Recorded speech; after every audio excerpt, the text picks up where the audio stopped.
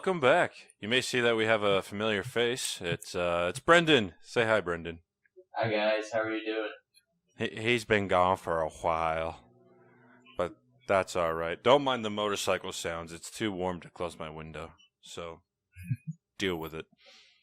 We got a good show. We got a good show for you guys today.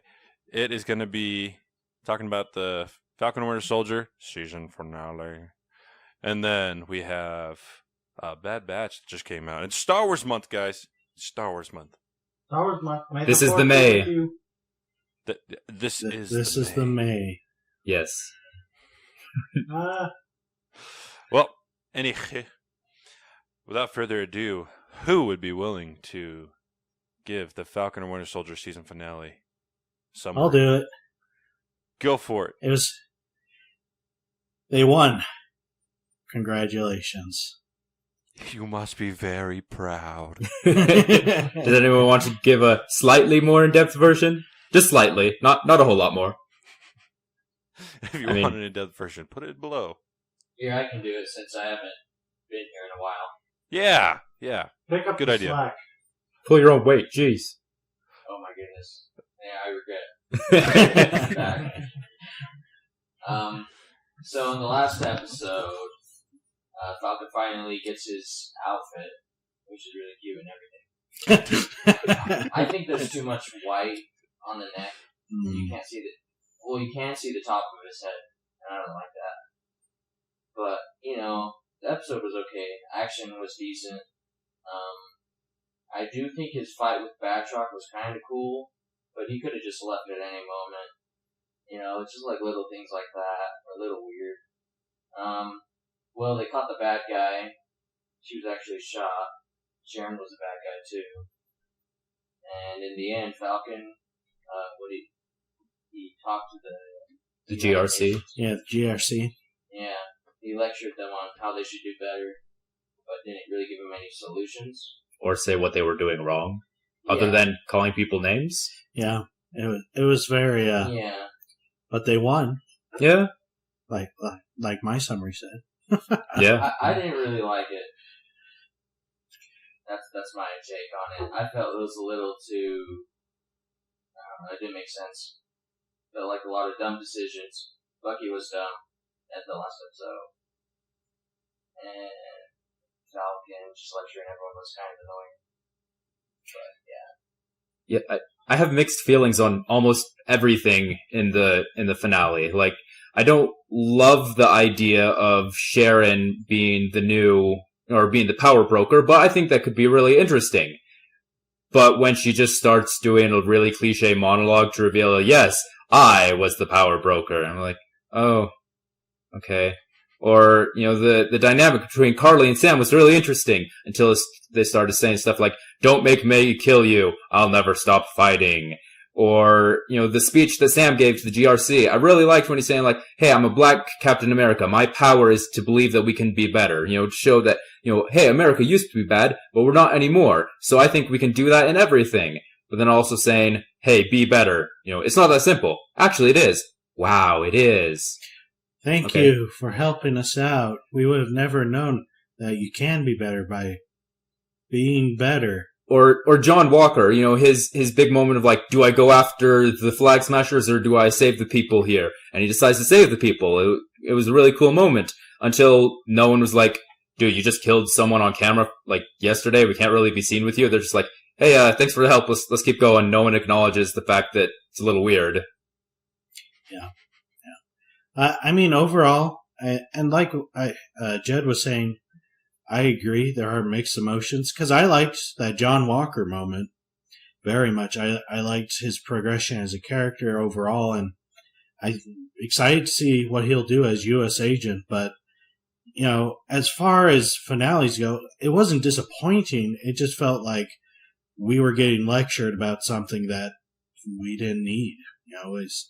Some people do need to be told to be better and to choose to do what's right. But when he kind of than those people. Yeah. Well, and when Falcon says, I feel the weight of wearing the stars and stripes, but every time we've seen him wear the stars and stripes that episode, people are cheering him on. So if do people hate him or not? You have to tell us as the audience what that world thinks. In our world, we think we would like mutants because mutants seem pretty cool, and we would hope to be one. But in X-Men, we're told that humans hate most mutants, or maybe a few like them. But regardless, that's what the world entails. And that's kind of the problem with this episode overall, I think, is they try to introduce too much of current politics when it could be still current politics, but they didn't mesh and give us a reasonable solution. They didn't build up to it. It's just, oh, here's a solution. Like, okay, well, what was the problem? What? Yeah.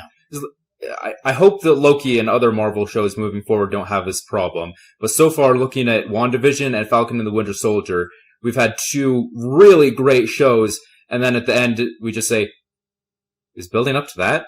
Yeah, that's it. Okay.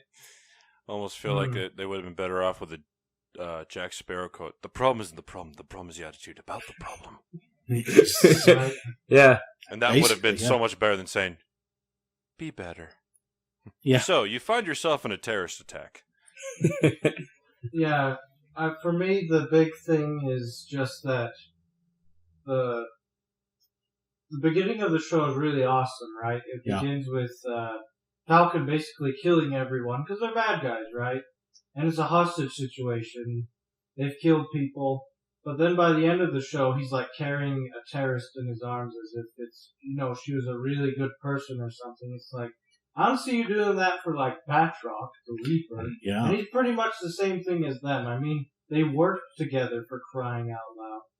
And it just kind of disturbed me that it's like, oh yeah, I'll blow up all these guys in the first episode, but by the end it's like, oh, we're not even going to try to kill these terrorists. Mm-hmm. And if you do, we'll be darned.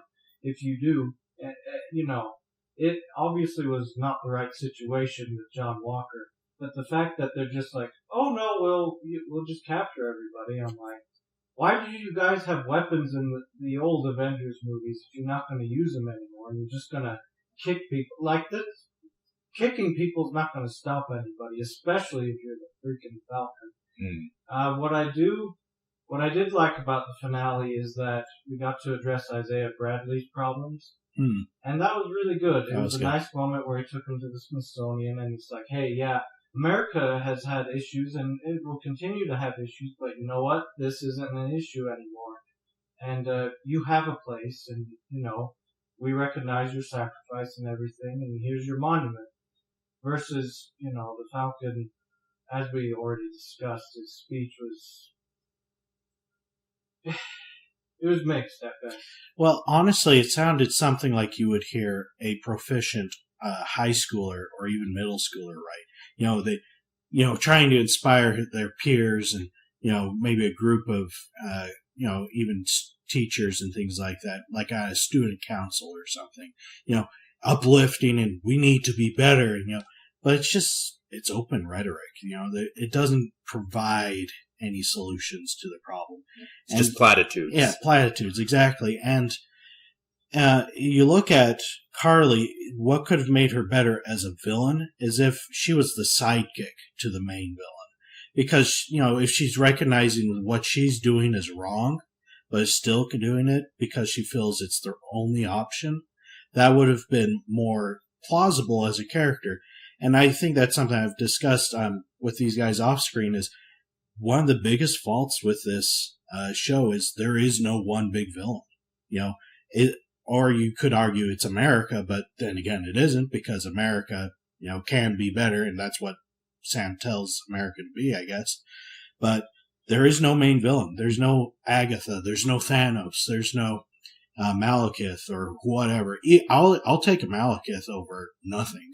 And you can tell stories where there isn't one villain per se, where it's just people with different agendas coming into conflict with each other. But if you do that, then first off, you have to be a really, really good writer. But second, you need to show how these different agendas, these different worldviews will come into conflict and how that'll, cause there to be problems, the plot of the show or the story.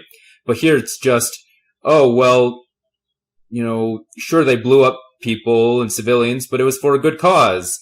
We don't really find out why it's good cause. We're just expected to believe that it is. And then the government is doing bad things, but we don't even get told what they are, just that Falcon doesn't like what they're doing. Yeah. And so at the end of the day, it just feels like we're being told, oh, this is a tragic villain because believe us. Right. It's the imagine if somebody came out carrying, Saddam Hussein in his arms. It was just like, you guys need to quit judging them. They've done good things for a lot of people, and it's like if you're a radical Islamist terrorist like Saddam Hussein or whatever, then it's like, yeah, you could support him. And some people would be like, oh yeah, you can sleep in my bed. It's Saddam Hussein. Look at this guy. It's like, it doesn't mean that he's not wrong. Yeah. Or that she's not wrong. Yeah. And somebody pointed out that there's a scene where Sam's talking to her, and she says, I would kill them all over again if I had to, no hesitation, no remorse. And he just sort of brushes that aside like it's an off-color joke, like, oh, wow, really? Can't believe you said that. And Yeah. it's like, she just said that she would kill innocent people again. You're just like, oh, well, let's talk about that. Let's talk about why. And it's like, she's insane. That's why. Who talks like that? I do it all over again. She's not somebody you can reason with. And this whole stupid show, just putting her on a pedestal, it's like, she's not a good person. Like, Zemo makes more sense than she does. And he's crazy too. Yeah, and that Zemo actually is a good example of what she should have been, because he's you understand where he's coming from. Some might even agree with him, but he goes too far about it. It doesn't need to be super complicated. It's simple, but you just got to do that little bit of work to make it work. Yeah, I mean, I thought the whole plot was well, at least what Aaron said earlier about how we didn't know what they were doing, the government, that was wrong. Yeah. But I thought it was something to do with how they were closing up borders again and forcing people out of their new countries into their original countries. Yeah, I mean, honestly, back the homes and jobs that people had before the blip. Yeah. Which, right. It is a complicated situation. Right. Right. Yeah, it's like you want to talk about a housing crisis after half the world disappears and then comes back after 5 years. Yeah. Like, this is a really complicated issue that's not going to be solved anytime soon. But they didn't tell us how they were handling it wrong, other than just they had to make decisions that were hard, but probably were right. Yeah. Well, and that's the thing is they tell us a lot, and they don't show us enough. Because it's one thing to tell us, oh, it was better before the blip, or during the blip, I should say, and now it's worse now. Well, how do we know that? Yeah, they could have showed somebody that was living in a new house during the blip, and then out of nowhere one day a whole family appears at the dinner table. Yeah, and you're just like, holy crap, somebody's in my house, and they just appeared out of nowhere, and you don't get all the drama, kind of like how they did in WandaVision. Yeah, yeah, and that's one of the things I liked about WandaVision is because Spider-Man Far From Home, they kind of make a joke out of it, and that's okay because it's a lighter tone movie after. It's a teen comedy, and it's a teen comedy, so that makes sense. But if we're trying to tell the darker side of that, and which they did in WandaVision and worked really well, why wouldn't we do that even further with something titled, Falcon and the Winter Soldier, which is considered one of the darker Marvel films anyway. Right. So that's a place to explore it. Yeah, they could have done a little bit more. Personally, I think Falcon was a little bit more interesting than Sam from episode 1. Yeah. His whole flashbacks of killing that one man's son that he visits every day. I mean, that was just so much more interesting than Falcon not being able to get a bank loan. Yeah. Trying to fix his boat. Yeah. Trying to fix his boat. It's just like, that's cool, but let's see more Winter Soldier. Right. No offense, Sam, but like, it's good, just not as good. Well, and that you bring up a good point because, what if Sam is still trying to get over something he did in the military as well? Maybe it's not murder someone directly. Maybe it was, because they're trying to show this narrative, at least within the story, of, being a black man and wearing the stars and stripes. Well, maybe we could see an example where people aren't cheering for him because he's on that. Yeah, like I just thought, how in Winter Soldier, the movie, Sam talks about his buddy, his wingman. That's right. Yeah, that's a good point. He could, they could cast another African American actor and have flashbacks of that, and maybe show how they were mistreated in the army, military, or something like that. I don't know. Or just the idea of losing your wingman again, because he's just lost one, and then Steve is gone. And then Steve's gone. Now he's got Bucky. That'd be good motivation for him to say, no, I don't want to work with you, Bucky. Yeah, because he's not ready. It's too painful for him. That would be better motivation than just a boat. Because honestly, we have no history with that boat as an audience. We do have a history of him talking with Steve and being a collaborative. We have a history of him not agreeing with Bucky either. Yeah. And so that would have been something better explored. I like that idea a lot. I don't know. I think the boat thing It's very slow. I mean, I like boats as much as the next guy, but there's no... You need to have a point in the story about it. Yeah. Right. A lot of people have defended the boat by saying the boat represents America, and those two coming together in the community, everyone coming together, fixing the boat is America. I'm like, okay, that's all well and good, but this is really the stuff you guys put in to fill in for 6 episodes. And everyone thinks episode 5 is the best, or at least a lot of people I've seen. I'm like, it's fine. The beginning was awesome. Which one's episode? It's where they beat the heck out of John Walker. At the It's beginning. just the repercussions of that until he opens the box at the end. Yeah, that was kind of fun. It's a pretty... Though I do kind of agree with John Walker. Like, I'm sure Captain America's decapitated people while he's fighting war. The only difference is people didn't film Captain America decapitating people during the war. That and they may not have been surrendering. Yeah. Right. Yeah. It's the difference between when Bucky so-called died. He didn't decapitate Zola, who's responsible, but he didn't protect him either, because you kill someone's best friend, they're not going to be your friend. Yeah. And John Walker obviously didn't handle that nearly as well as Steve, but, Steve handled it like a human being, just, not as crazy as Walker, but just as human as Walker. Yeah.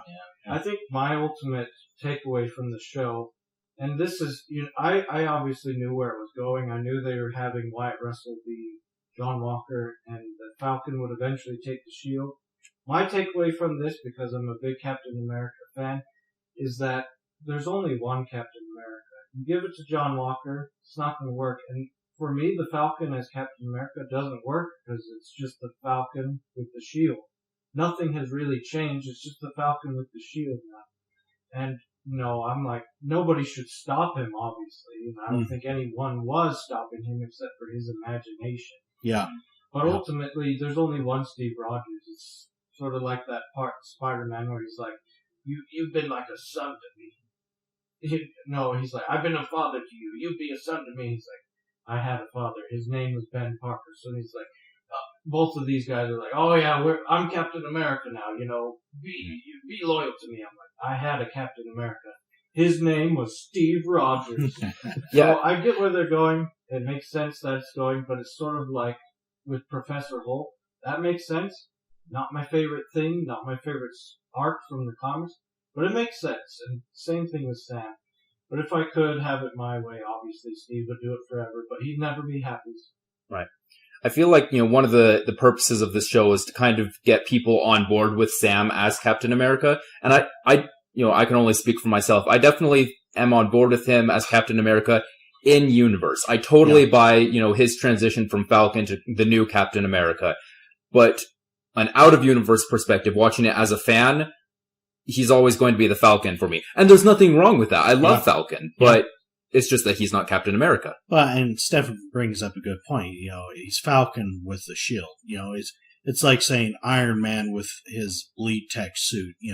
Is he now Wakandian? Is he the Iron Panther just because he's using? He's still nanotech? Iron Man. No, he's still Iron Man, and that's okay. Yeah, and that's how a lot of fans are going to view it. And people are going to bring up about race, but fact of the matter is, Steph and I have discussions about if who would be the next plausible Captain America in like 50 years or whatever. And one of our popular ones is Luke Cage's daughter. And we like that idea. We're like, yeah, actually in 50 years or whenever Steve dies and whoever would be in the next line further down the road, that makes sense. Seems plausible, and she would be half black, and we have nothing wrong with that because seems like an interesting character. And I don't know a whole lot about that character, but from what I understand, correct me if I'm wrong, she doesn't have another alias and then adopts the name Captain America. Yeah. She's just the new Captain America. Yeah, and that's what I've gathered too, because, she's just like her father for a little bit, kind of freelance, but then gets hired, I think, by the government. I'll have to dig a little deeper, but sure. So we're not totally opposed to the idea of someone else, race or whatever, become Captain America. I would be against if Ultron became Captain America, obviously, because he's a villain. But, it is a little hard to get used to just someone else other than Steve. And that's just because we're still getting over that. In universe, like Jed said, it makes sense, but it's not our absolute favorite thing in the world. And that should be okay, because, that's why we have these discussions, is maybe by the next Captain America movie, which they've announced, maybe we'll change our minds. Maybe. They might do a really good job with that. My biggest problem is Captain America in the MCU always has a sweet speech. Yeah. Well, maybe not in the first Captain America, but in every other movie, he has a cool speech. But if Captain Falcon America, his speech at the end just didn't hit right with me. It sounded nice and pretty and stuff, but it didn't make any sense, in the end. There's no substance to it. It wasn't about anything. Yeah, and then at the end, you see these two guys, and it's Black Captain America, or no, it's Black Falcon. And the other guy, no, that's Captain America.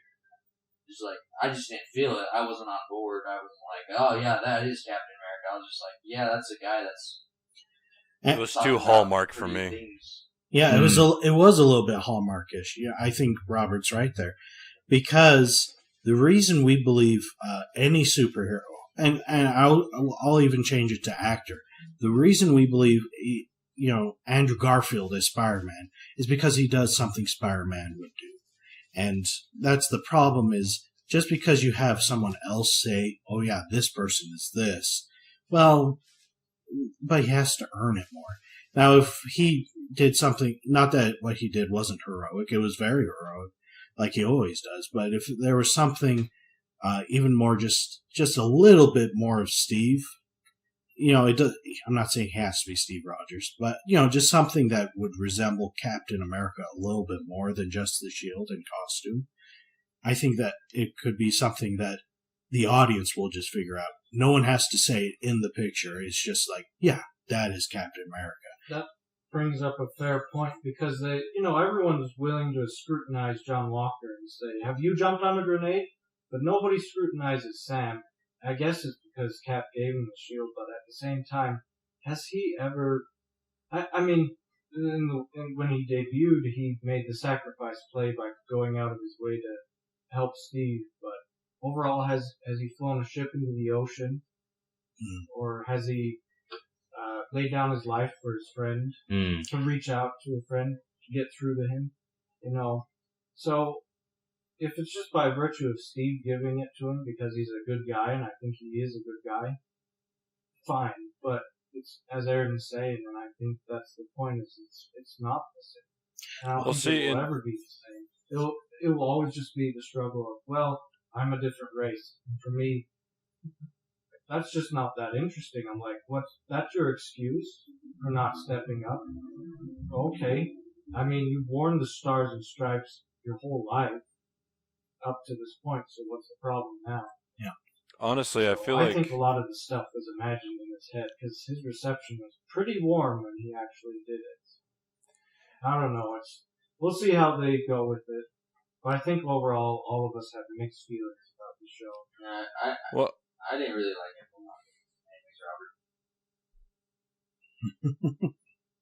Go for it, Rob. Not anymore. Nope. Well, we are getting closer and closer, running out of time for Zoom to cut us off. Right. We had another topic that we want to talk about. Didn't want to spend the whole time on Falcon and the Winter Soldier, especially with this being the month of May, our Star Wars month. This is the May. Yeah. So I'm going to make 1 point on this Falcon Winter Soldier thing, and then we can off. Sounds right. good. Close us off. Hyperspace. So, what Stefan was just saying, I feel like part of what would make for a good storyline is part of the reason why Cap gave Sam the shield is because he knew that one last effort to help his friend is to help counsel Bucky. Because Yeah. Brendan said Yeah. earlier, I mean, Bucky's storyline I liked it way more. His story and John Walker, I actually really enjoyed those stories. Yeah, I had no connection to the boat.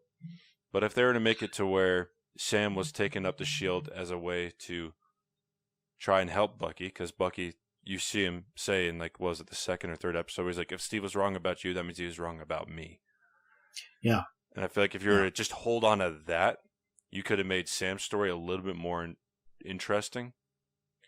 And then see him trying to help Bucky instead of, like, I mean, I like their playful banner. I mean, that just seemed more like Sebastian and Anthony just having fun.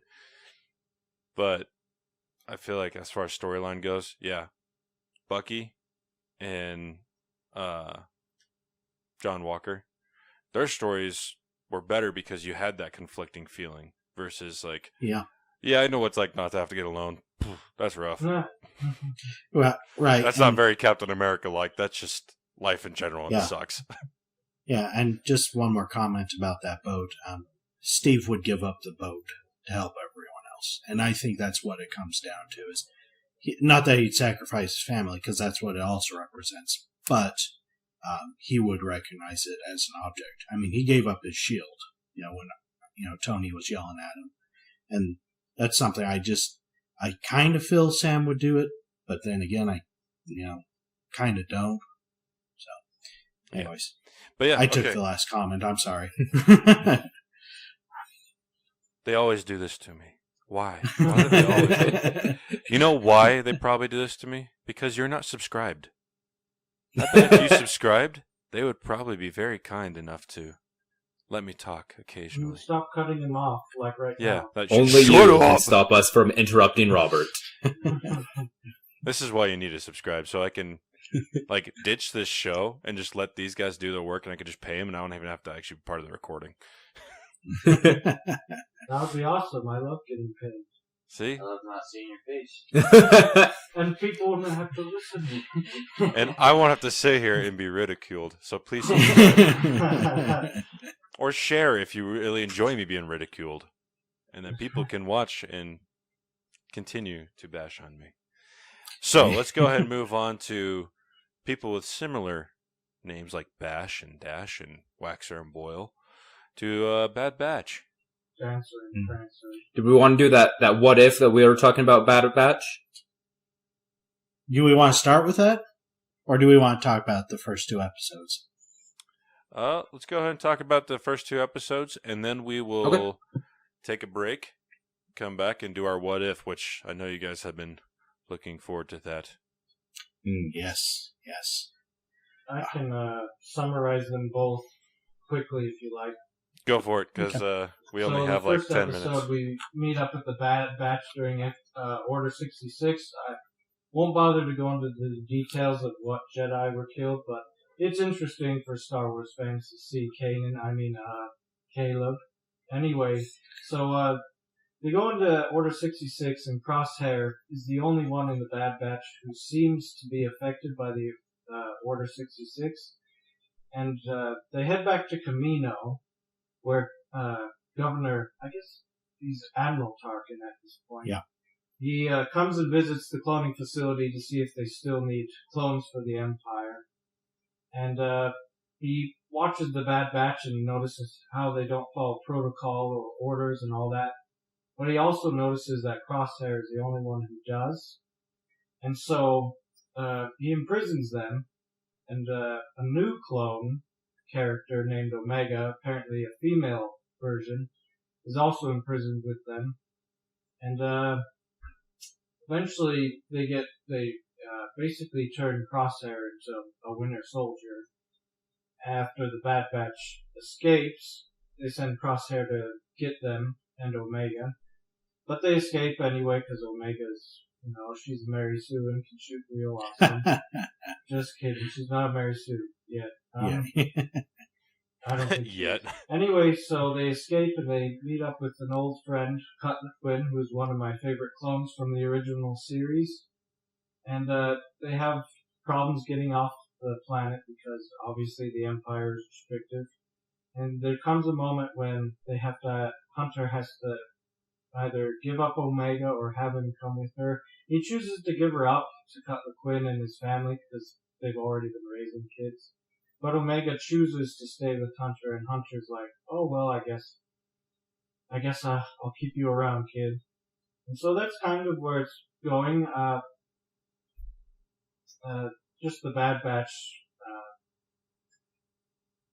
on the run from the Empire because they can't follow orders, or they won't follow orders. And it's interesting that they're using Crosshair, who is, I mean, they're all very dangerous, but he's pretty dangerous in that he already has anger issues. Yep. Always wanted to pick a fight with people.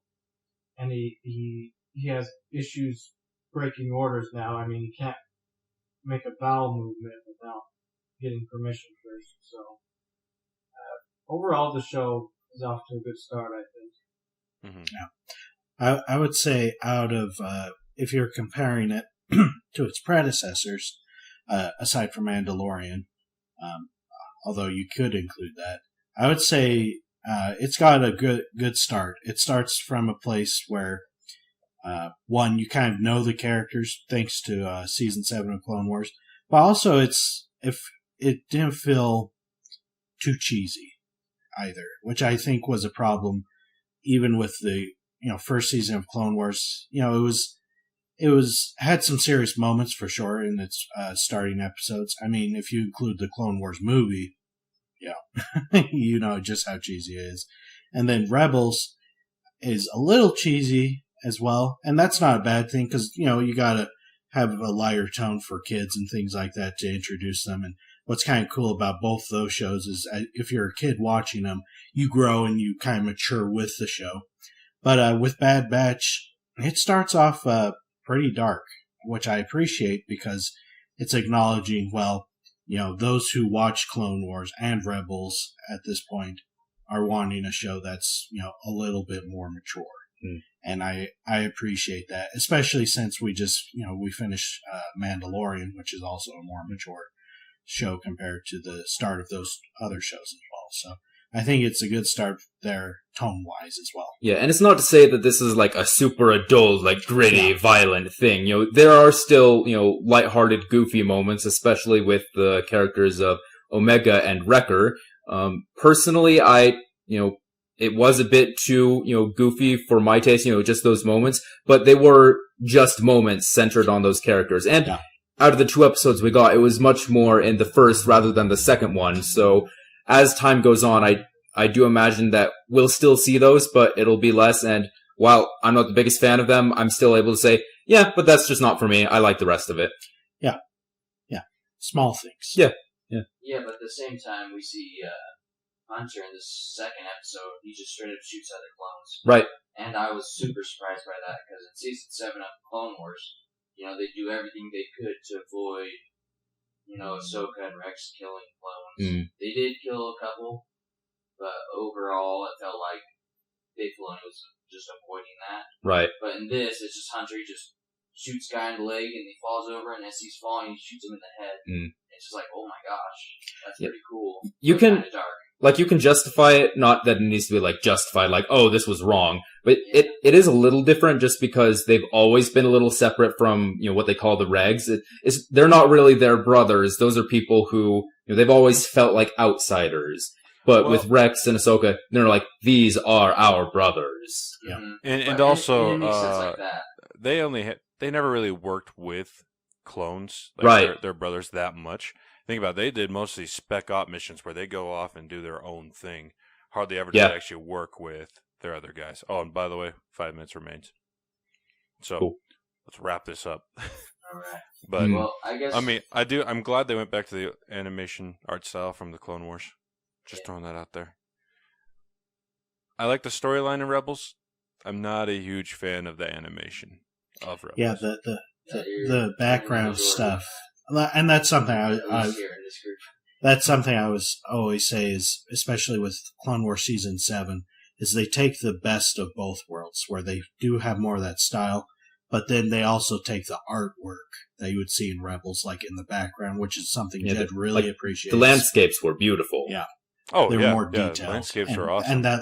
and that looks great in this show. And But that's then something I anytime you see appreciate. the alien characters in Rebels, especially, yeah, no bueno. Did not do those Twi'leks well. no, not particularly. I mean, Hera was fine because she Hera was was one of fine. the main characters, so she, a lot of work was put into her design. But Yeah. for most of the other ones, But yeah, as far as Bad Batch goes, I really enjoyed it. We're going to go ahead and wrap it up just because we're running out of time. But we're going to go ahead and go to break and come back for our What If section. all right.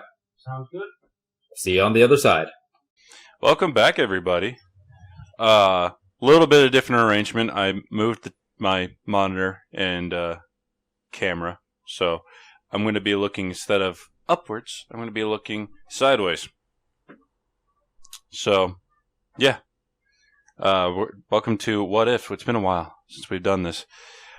And Aaron had the What If for this one, and Brendan is doing sign language to his lovely before wife.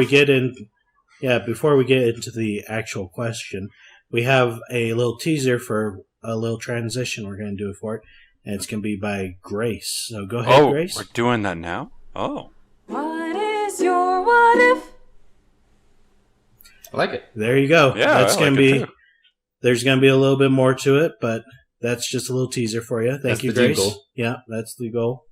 And Beautiful. for this, yeah, very beautiful. And for Thank you, Grace. this What If in particular, we're going to be focused on Bad Batch. And the question is, what if you, as a clone, if you were a clone, could make an alteration or a mutation to yourself? What alteration or mutation would that be? And, it has to be something that fits within the realm of Star Wars. You can't just say, oh, I can fly now because, well, I fly now. Or something along those lines. Something that is within the realm of believability. It feels plausible, but still would be useful for a clone to have. I'm one with the Force, and the Force is with me. There None of that you go. stuff. Yeah, you can't say you're like Domino and say like, oh yeah, I'm lucky, I always win. Yeah, nothing too far out, but just No Mary Sue. but still that Star Wars twist. Yeah, Otherwise, Mary Stefan Sue. will rant.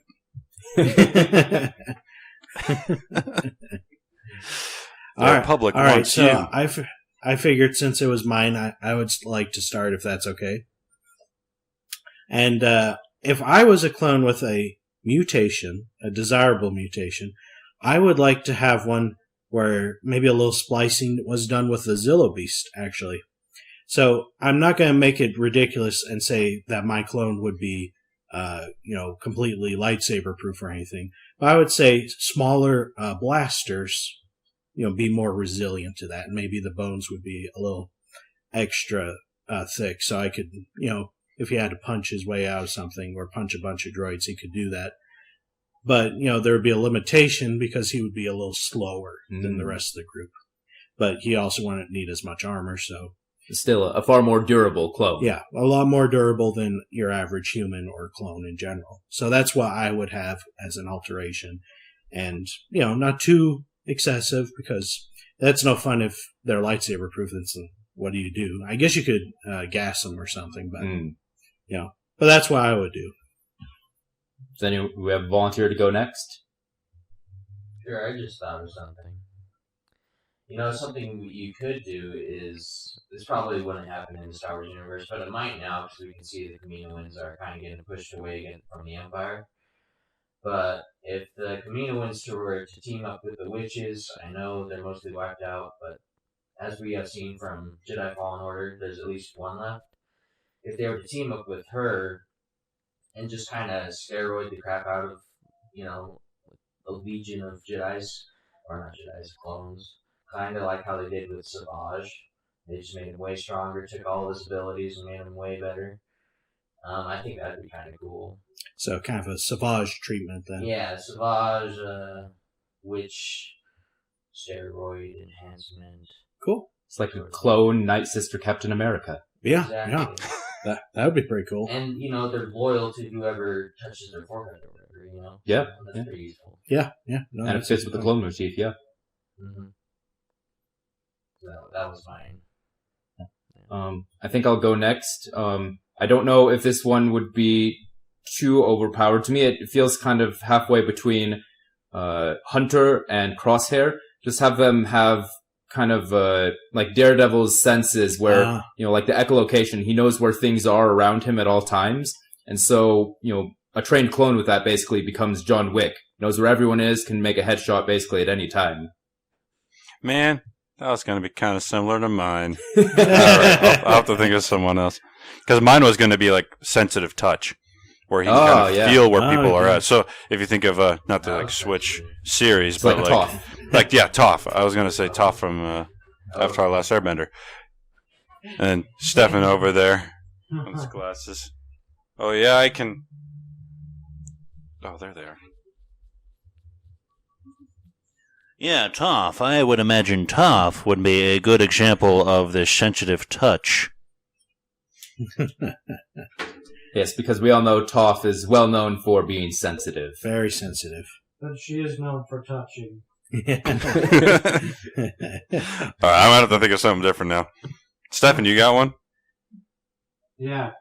So I was thinking more along the lines of my guy can camouflage and he can't be picked up by technology, only animals. It's a good one. Ooh, that's a good So one. basically, he turns himself invisible to everybody, and all you might be able to see is like a floating gun before you die. But if he's a sniper, then you'll never find him with droids or anything you need, like dogs or something to find him. Or if he's not taking out droids, he's taking out someone organic, he could just use a knife or just, choke him out. A lot of different things he could do. Yeah, so he can't get picked up by anything unless you have to have like animal senses to find him. So Yeah. is he invisible to the naked eye? Basically, yeah. So he's basically kind of like Practically. kind of like the guy in Rebels who can turn the lizard dude. Oh, yeah, turns invisible. Yeah. so it's not too far out the realm. Yeah. Except for Okay. this guy can't be found by. I mean, if you have the Force or you're a Yeah. dog, Sure. Yeah. but everyone else is like, Yeah. Well, Hunter would probably be able to find him. Yeah. Yeah. With his abilities. Yeah, Right. and that's just because he has height and He's like another an animal. unique one, yeah. He's more like a animal. No, I like that. In fact, the more we're talking about it, I'm like, we should just make our own squad. Bad Batch. I'm not sure what we'd call ourselves. The Sad Badder Batch. Or the not too bad batch. The not too bad batch. What was it you said, Robert? The Sad Batch. The sad batch. We could be the sad batch. We, No, we we're don't the get Rad our own Batch. show. We're the rad batch. I call the afro. I was just thinking the Sad Batch because we don't get our own show. Yeah, that's right. We don't get our own show. It's sad. Yeah. Did you think of one, Robert, for yourself? Yeah, it's a stretch, but Okay. we'll see if we can make it work. Okay. I'm thinking a Force-sensitive clone. Like, they can't use the Force, but they can sense, like, Force users around them. Okay. So maybe Oh. kind of along the lines of like a weaker Force user like Maz Kanata or Chirrut Imwe. Yeah. Mhm. Yeah, but they can still kind of sense where people are at. So it's kind of similar to Hunter, Right. except he's Yeah. specifically focusing on Force objects. So Yeah, like you can Force even tell objects if or an people animal's strong in the nearby. Force. Yeah. Uh, So like you got creatures in Star Wars who are very Yeah. Yeah. they have the Force strong with them. And he could tell that where they're at. But he can't give like specific locations to like maybe clones or Right. stormtroopers. Gotcha. But like Inquisitors, he can Yeah, tell where yeah. they're at. He can tell. And I figured if I were to give a backstory to it, it'd be more of like this was meant to kill Jedi, but the chip Ooh. went. Yeah. Ooh, that's great. Yeah, like designed specifically to hunt you. In fact, that could be what we call us the Mad Batch. Yeah. And that could be what we do is our Mad Batch hunts down Jedi, and that's why we're designed the way we are. Yeah, because honestly, the different traits we described would be pretty useful for taking down Jedi. Yeah, because Brendan could do a complete frontal assault, Mm. give him an electro staff or something similar, and Stefan can sneak up on him pretty easily, and Jed and you can track them pretty well, and then They're I all can take. pretty OP. They're pretty OP. I mean, but not too OP. No. Because my guy, Like, these guys aren't taking on Vader anytime soon. Yeah. A lightsaber will still slice through my guy, but if there's a couple blasts, he'll be okay. Almost. Vader would just, one of my favorite lines from him would look at our guys and be like, all I'm surrounded by is dead men. Exactly. Yeah. Fear and dead men. So, yeah, I think that's pretty. Glad you guys approve of that one. After Jed said his, I was like, oh. What do I do? What about Camp? Stefan says camel. Oh. I had a few other ones I was thinking of, like, I was thinking like, oh, well, that wouldn't be very cinematic. Like, a clone trooper who doesn't need to sleep. It's like, oh yeah, they're always on watch for the rest of them. But I'm like, yeah, but then in battle, it's just a guy. I don't know. That's true. Yeah. But so what's your power? I don't sleep. Oh, me too, bruh. I had one who's the opposite of mine, which is where he's more durable. This one's more flexible, so he can get through tighter spaces a little bit easier, which makes his hand-to-hand combat more unique. So there's a couple of uses for that. I'm trying to think what the other one I had. I guess double jointed could be also useful as well. Right. I'm surprised none of us chose anything that was cybernetic. Actually, I guess we just something like Echo. Yeah, I kept thinking of Echo, and I was like, I don't know if I could do cybernetic. Echo's kind of got it all covered, and same with Tech. Yeah. Tech's pretty much got it all covered. It's true. It's true. I thought of a guy who had like a filter on his neck, not necessarily gills, but if he jumped in water, he could breathe underwater. If there was gas, he's immune to it. Like, that would be cool. Pretty useful, Yeah. especially if you Or- can see through the gas also. Yeah. That way there's no disadvantage. They would just be like, hey, gills or whatever, go in there. And go in Well, there and that's- take care of it. And that Actually- sounds like a clone name, actually. Hey, to actually add on to that same kind of idea with the throat thing, what if you could like change his voice to match yeah. other voices? It'd be cool.